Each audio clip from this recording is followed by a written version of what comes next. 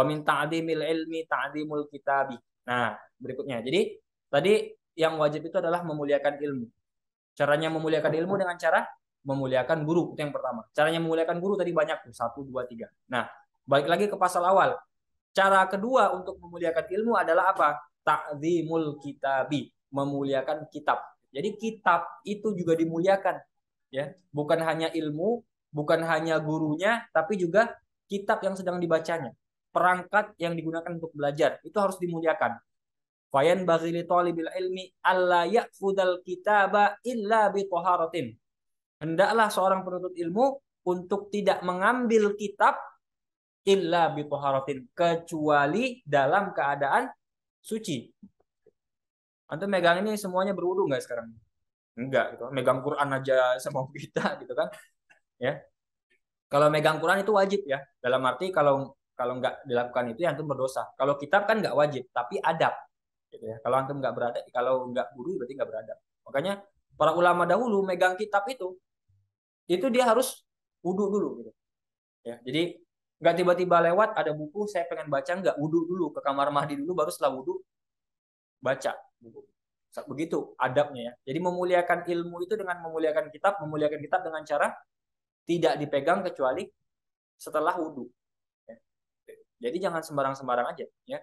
Wa hukiya an Syekhul Imam Syamsul A'immah Al-Halwani, ya diceritakan lagi dari Imam Al-Halwani, annahu qala innama niltu hadzal ilma bitta'zim. Aku mendapatkan ilmu yang ada dalam diriku sekarang. Jadi aku ini jadi orang alim, bahasanya seperti itu ya, bitta'zim, karena aku memuliakan ilmu itu. Fa inni ma akhadtul kaghida illa bi taharatin. Aku tidak mengambil sebuah kitab, tidak menyentuh sebuah kitab kecuali aku sudah dalam keadaan suci, ya. Wa Syekhul Imam Syamsul A'immah As-Sarkhasi kana mabtunan. Nah, ini menariknya ya. Jadi ada seorang ulama bernama Imam As-Sarkhasi. Kana mabtunan. Suatu hari beliau itu sakit perut. Ya, jadi diare mungkin seperti itu ya bahasanya, sakit perut. Wa kana yukarriru fi lailatin. Ya, berulang kali kamar mandi keluar masuk keluar ya dalam satu malam itu. Fatawaddo'a fi tilkal lailati sab'a asyrata marratan. Bahkan saking sering keluar masuk malam itu beliau berwudu berapa kali? 17 kali berwudu dalam satu malam. Saking muliakan. Jadi beliau lagi belajar, tiba-tiba sakit perut ke kamar mandi. Kan pasti batal kan? Kalau kita kan udah langsung, habis udah sakit perut. Nah ini itu ya, bedanya ulama itu sakit perut masih belajar gitu. Karena kita sakit perut nggak belajar lagi. Gitu kan. Nah terus setelah itu batal wudunya, wudu lagi. Nah kalau kita kan nggak wudu lagi, biasanya seperti itu. Oh nanggung ntar aja deh. Enggak, tapi batal wudu, batal wudu, batal wudu. Sampai semalam itu 17 kali wudu. Hanya apa? Karena beliau mau megang kitab. Karena beliau mau megang kitab malam itu. Kebetulan. Jadi 17 kali. Li'annahu kana la yukarriru illa bi taharatin. Beliau tidak mengulang-ulang hal tersebut, memegang kitab kecuali dalam keadaan suci. Jadi belajar itu dengan dalam keadaan wudu. Wa hadza li'annal ilma nurun. Karena ilmu itu adalah nur, cahaya, ya, nur.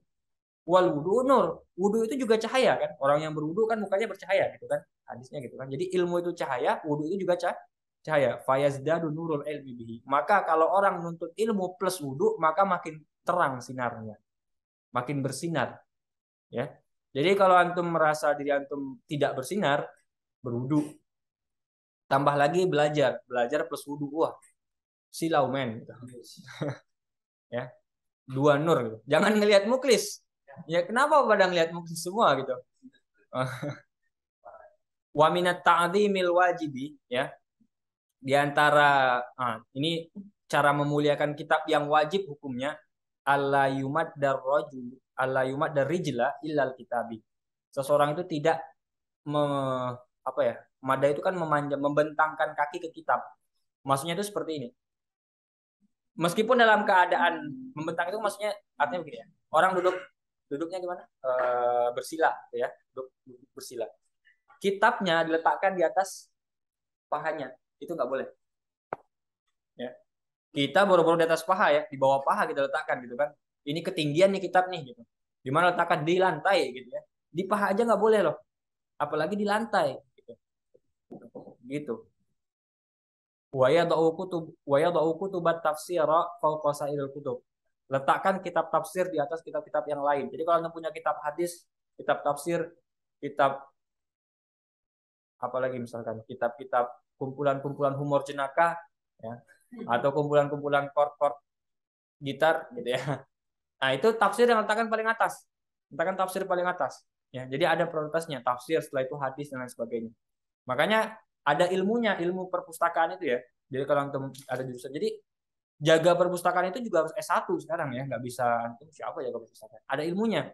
Siapa yang harus meletakkan kitab ini diletakkan di mana? Kitab ini diletakkan di mana? Itu ada ilmunya seperti itu. Kitab tafsir letakkan paling atas, setelah itu kitab hadis, setelah itu kitab fikih dan lain sebagainya. Ada urutan-urutan. Wala yad'u 'alal kitabi syai'an akhar. Tidak meletakkan di atas satu kitab, satu buku, sesuatu yang lain. Jadi jangan letakkan apapun. Apapun jangan letakkan di atas kitab. Jadi kitab memang paling atas derajatnya ini. Ya, paling mulia, paling paling atas derajatnya. Ya. Min mahbaratin wa ghairiha. Termasuk itu mahbarah tinta. Kalau zaman sekarang berarti pulpen. Pulpen pun nggak boleh diletakkan di atas kitab. Ya, wa ghairiha. Apalagi yang lain-lain gitu ya. Apalagi antum di atas kitab. Itu makin nggak boleh ya. Pulpen aja nggak boleh. Mahbarah kan zaman dulu orang menulis pakai tinta kan. Nah, berarti kan sekarang nggak ada tinta lagi kan. Dalam arti nggak ada yang nulis pakai tinta, berarti pulpen kalau sekarang. Jadi jangan letakkan pulpen di atas buku. Jangan letakkan pulpen di atas kitab. Wa kana ustadzuna Syekhul Islam Burhanuddin ya, yahki an syaikhin min masyayikhina, bercerita tentang seorang guru. Ya, jadi guru kita, kata Imam Burhanuddin, guru kami dulu pernah bercerita, anna faqihan ya. Jadi ada seorang faqih kana wada'al mihbarata 'alal kitab. Suatu hari beliau itu pernah meletakkan tinta di atas buku, di atas bukunya, di atas kitabnya ya. Faqala lahu bil farisiyati. Nah, ini apa ini bahasa bahasa Persia ya? Berniab apa ini? Pokoknya bahasa Persia lah ya. Jadi beliau melihat ada orang yang meletakkan pulpennya, meletakkan tinta di atas kitabnya. Lalu orang yang melihat itu mengatakan kepada si fakih tadi, kamu tidak akan mendapatkan ilmu dari tidak akan mendapatkan manfaat dari ilmu, kata Imam Syekh yang tadi diceritakan oleh Syekh Burhanuddin tadi. Jadi ada orang yang meletakkan, misalkan nih Akmal nih, meletakkan pulpen di atas ini. Lalu orang yang melihat itu mengatakan, Mal, antum nggak bakal dapat manfaat dari ilmu yang antum itu, maksudnya dari kitab itu. Saking gitu. Pulpen ya, ini belum yang lain-lain ya, belum yang macam-macam nih. Pulpen nggak diletakkan di atas itu. Itu saking adabnya seperti itu. Adab ya seperti itu ya. Jadi nggak diletakkan. Antum kan enggak ya. Tadi kan Anda sampaikan ya, jangan kan pulpen. Kalau antum kan antum yang di atas gitu kan. Maksudnya apa? Antum tidur di atas buku gitu kan. Jadi kan alas tidurnya gitu ya. Nah, itu kan nggak ada adab sama sekali yang semacam itu ya. Wa kana ustazun al-qadil imamul ajalu Fakhruddin al-ma'ruf bi Qadi Khan ya. Ustadz kita, ustadz guru kami, Qadi Imam Al-Ajal Fakhruddin atau Qadi Khan, dikenal dengan Qadi Khan, yaqul illam yurid bidzalikal istighfa fala ba'sa bidzalika fal aula ayuh taraza anhu. Nah, tapi kalau seandainya tidak memaksudkan hal itu, artinya nggak sengaja ya, atau mungkin ada sesuatu darurat lain, fala ba'sa bidzalika ya nggak apa-apa. Jadi misalkan nggak sengaja ketaruh pulpen di atas, nggak sengaja ya ini ya, nggak sengaja ketaruh pulpen di atas kitab, nggak sengaja aja ya nggak apa-apa. Atau karena ada sesuatu darurat unsur gitu. Artinya nggak bisa diletakkan di mana-mana, ini harus diletakkan di atas itu, ya sudah nggak apa-apa. Fal aula, tetapi yang lebih utama ayuh taradha anhu, dihindari hal yang semacam itu. Jadi kalau bisa tidak meletakkan pulpen di atas kitab, di atas buku, jangan letakkan ya. Letakkan paling tinggi. Makanya kalau belajar itu pakai meja gitu ya. Diletakkan semua di atas meja, itu meja yang nggak besar ya. Nah, tadi ya. Jadi meletakkan kitab di atas paha saja, kita lagi duduk di atas dudukan kita itu nggak boleh, apalagi di lantai ya. Di atas kitab juga nggak boleh ada apa-apa lagi ya. Bahkan pulpen pun juga nggak boleh. Itu kalau antum belajar adab dan benar dipraktekkan, itu jadi orang beradab ya. Wa minat ta'zimil wajib, di antara yang wajib juga ya dalam memuliakan kitab, ayyujawwida kitabatal kitab ya, memperindah dalam menulis kitab itu. Jadi kalau antum punya kitab kan ditulis-tulis kitabnya kan. Tulisannya yang bagus. Ya.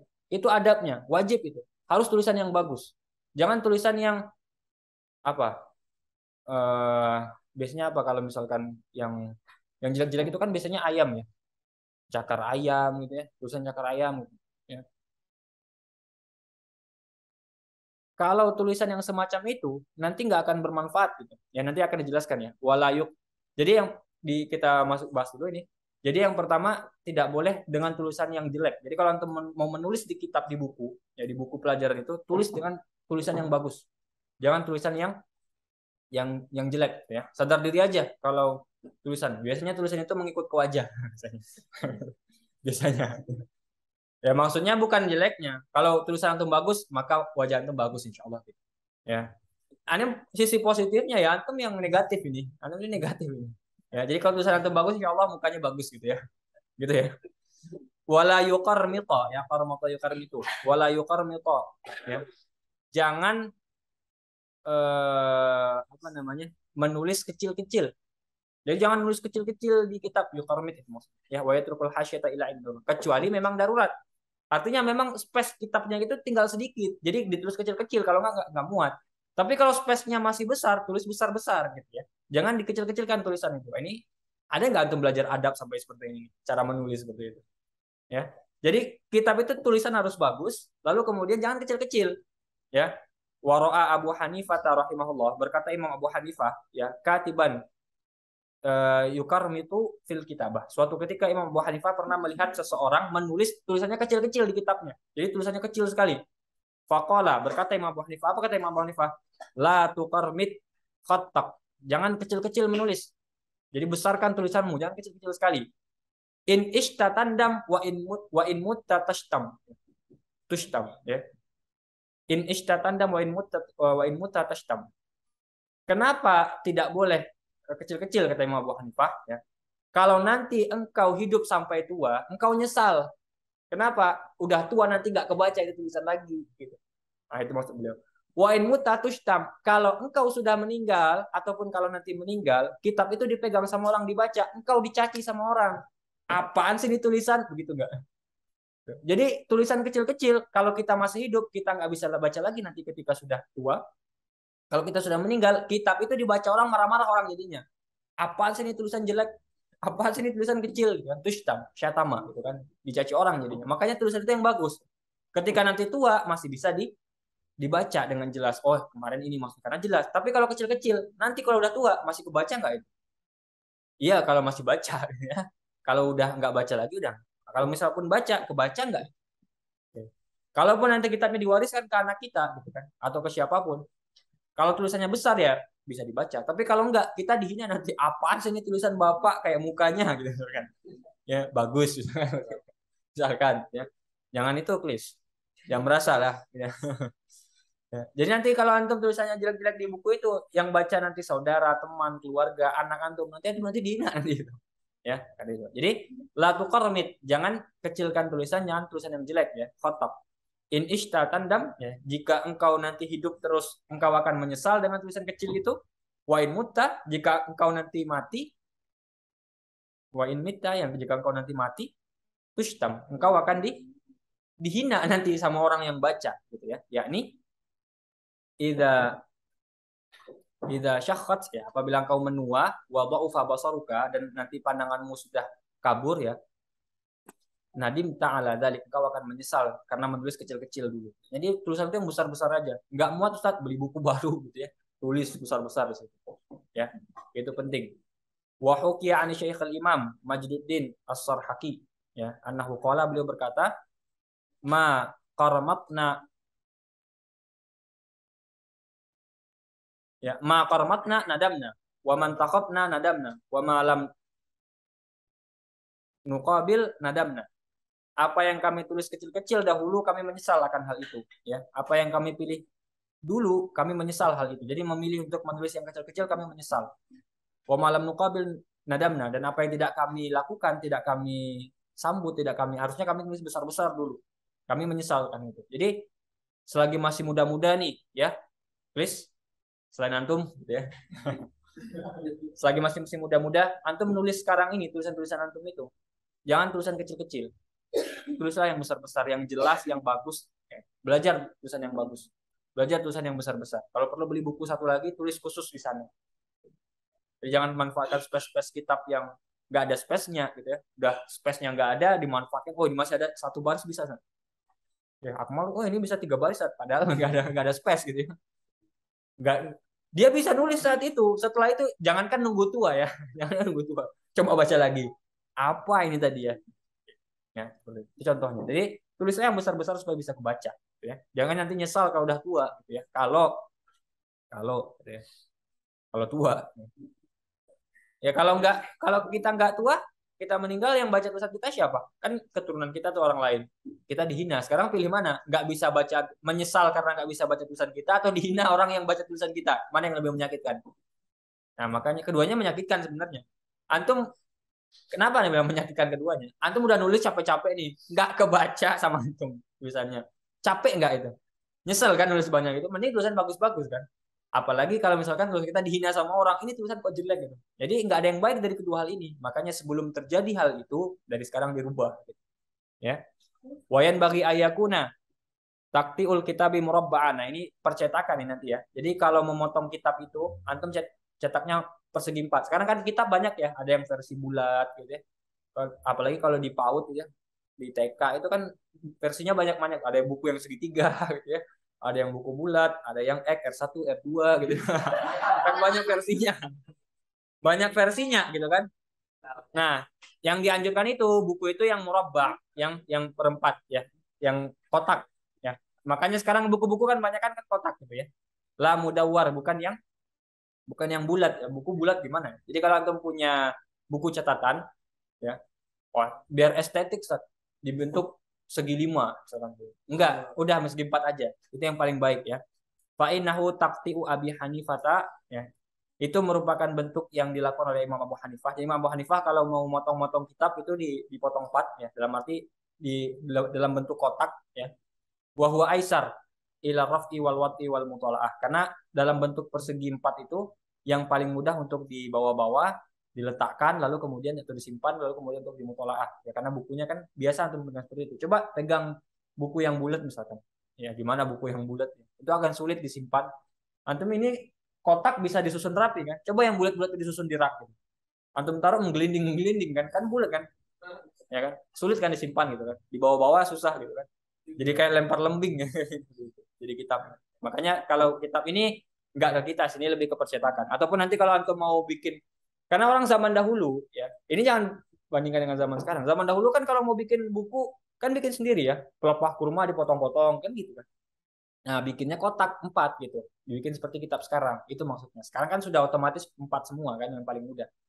Jadi zaman dahulu nggak ada percetakan, dibuat 4-4 untuk memudahkan. Sekarang terbukti yang paling mudah memang yang kotak-kotak gitu kan.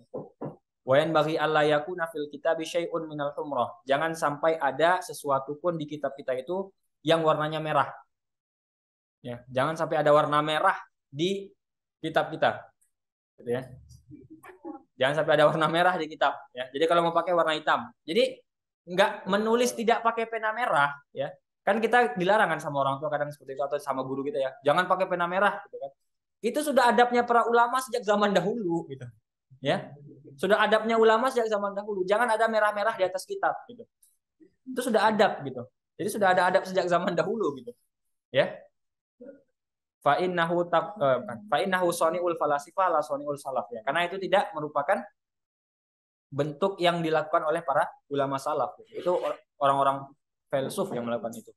Jadi orang-orang dahulu dia tidak meletakkan apapun yang warna merah di atas kitabnya. Mau tulisan merah atau apapun yang merah ya. Tipek warna merah misalkan seperti itu ya. Nggak mau gitu, nggak meletakkan seperti itu ya. Wa min masyayikhina, bahkan di antara guru-guru kami, man kariha isti'malul murakkabil ahmar. Bahkan mereka benci, tidak suka menggunakan kendaraan yang warnanya merah. Saking nggak maunya sama warna merah. Bahkan kendaraannya nggak mau warna merah. Ya termasuk juga tasnya jangan warna merah, gitu ya. Nah, misalkan seperti itu, ya. Sakingnya, gitu ya. Tapi kan yang wajib adalah yang ada kan sebenarnya kan tulisan merah di atas itu. Yang selainnya warna merah nggak apa-apa. Yang merah jangan, ya, jangan menulis pakai pena merah atau pakai tinta merah jangan. Ya, tapi kalau yang lain masih boleh lah. Meskipun ada beberapa ulama kita yang nggak suka, gitu ya. Jadi bukan mengharamkan, tapi nggak suka aja sama warna merah. Ya, jadi jangan favoritkan warna merah. Ya, kalau antum kalau ditanya, antum mau jadi Power Ranger, warna apa? Pasti semua pasti mau warna merah, karena merah lakonnya kan warna merah, gitu kan. Pemimpinnya pasti warna merah, gitu. Ya, pemimpin Power Ranger pasti warna merah. Nah, jadi sekarang itu merah itu seolah-olah sebagai itunya gitu kan. Makanya jangan pilih warna merah gitu ya. Nanti termasuk ke depan jangan pilih warna merah ya.